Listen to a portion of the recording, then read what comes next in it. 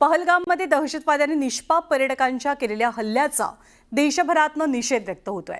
या हल्ल्याच्या विरोधात देशभरातले नागरिक रस्त्यावरती उतरलेत आणि दहशतवाद्यांनी केलेल्या हल्ल्याचा बदला घ्यावा अशीच मागणी जोर धरतीये। या हल्ल्याची गंभीर दखल सुद्धा अर्थात केंद्र सरकारने घेतली आहे आणि दिल्लीत बैठकांचं सत्रही सुरू झालंय।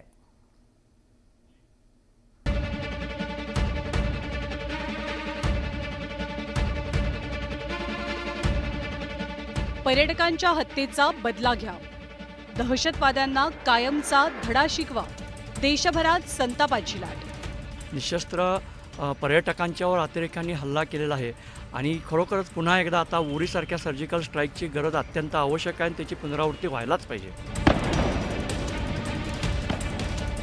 की भारताने त्यांना जसं तसे उत्तर द्यावं आणि ॲक्शनला रिॲक्शन देऊन एकदा त्यांना सर्जिकल स्ट्राईक्स आहे का त्यांना एकदा आपण प्रत्युत्तर देऊन त्यांना एकदा काय आहे ते आपण इंडिया आहे हे आपण भारत काय आहे हे त्यांना दाखवून द्यावं।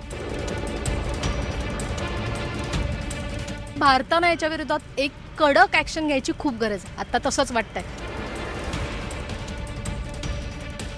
अतिरेक्यांना खरं तर म्हणजे गोळ्या घालूनच सगळ्यांसमोरच मारलं पाहिजे, बदला घेतलाच पाहिजे या गोष्टीचा। देशभरातल्या जनतेचा हा संताप। पहलगाममध्ये निष्पाप पर्यटकांची हत्या केल्यानंतर दहशतवाद्यांना धडा शिकवण्याची मागणी केली जाते। पहलगाममधील मिनी स्वित्झर्लंड म्हणून प्रसिद्ध असलेल्या बैसरन भागात पर्यटकांवरती दहशतवादी हल्ल्याची माहिती मिळताच केंद्रीय गृहमंत्री अमित शहा तातडीनं मंगळवारी संध्याकाळी श्रीनगरमध्ये दाखल झाले। शहांनी तातडीनं लष्करी अधिकाऱ्यांची बैठक घेत घटनेचा आढावा घेतला, तर दुसरीकडे सौदी अरेबियाच्या दौऱ्यावरती असलेले पंतप्रधान नरेंद्र मोदी सुद्धा आपला दौरा अर्धवट थांबवत मायदेशी परतले। विमानतळावर उतरल्यानंतर आपलं निवासस्थान न गाठता मोदींनी पालम विमानतळावरतीच तात्काळ उच्चस्तरीय बैठक घेतली। पहलगाममध्ये झालेल्या दहशतवादी हल्ल्यानंतरच्या परिस्थितीचा आढावा या बैठकीत घेतला गेला। या बैठकीत राष्ट्रीय सुरक्षा सल्लागार अजित डोवाल, परराष्ट्र मंत्री एस जयशंकर आणि परराष्ट्र सचिव विक्रम मिस्त्री उपस्थित होते। भारत एक इतनी पुरानी सभ्यता और इतना बड़ा देश है जिसको ऐसे किसी भी आतंकी गतिविधियों से किसी भी सूरत में डराया नहीं जा सकता।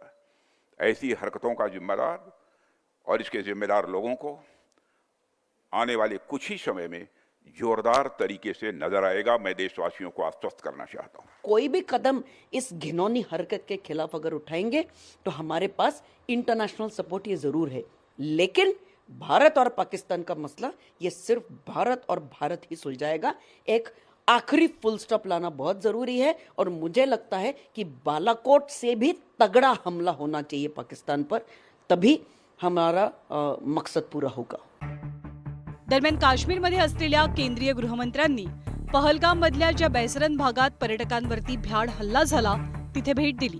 यावेळी त्यांनी लष्करी अधिकाऱ्यांकडून घटनेची आणि परिसराबाबतची माहिती जाणून घेतली, तर दिल्लीतही दिवसभर बैठकांचं सत्र सुरू होतं। संरक्षण मंत्री राजनाथ सिंग यांनी सैन्य दलाच्या प्रमुखांची बैठक घेत सुरक्षेचा व्यापक आढावा घेतला।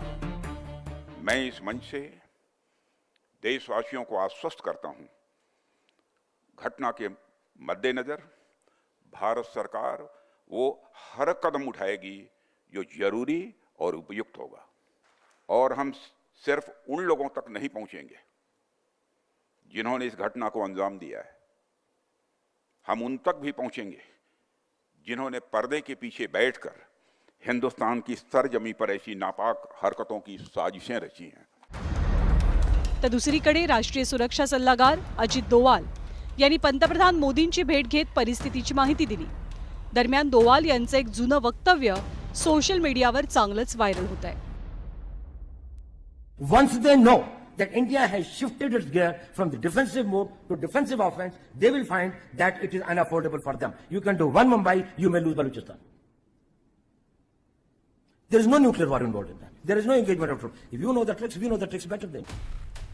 एकीकडे दिल्लीमध्ये बैठकांचं सत्र सुरू असताना जम्मू काश्मीरच्या सीमेवरही भारतीय सैन्य अलर्ट मोडवर आहे। भारतीय सैन्याकडनं दहशतवाद्यांचा कसून शोध घेतला जातोय। भारतीय सैन्याच्या भीतीनं पाकिस्तानचं सैनिक बंकरमध्ये लपलाय। त्याचसोबत सीमेलगतची गावं पाकिस्ताननं रिकामी केली आहे, कारण भारताकडनं प्रत्युत्तरादाखल मोठ्या कारवाईची भीती आता पाकिस्तानला सतावतीये। उरीमध्ये दहशतवाद्यांनी भारतीय सैन्याच्या छावणीवर हल्ला केल्यानंतर भारतानं त्याला चोख प्रत्युत्तर देत सर्जिकल स्ट्राईक केला होता.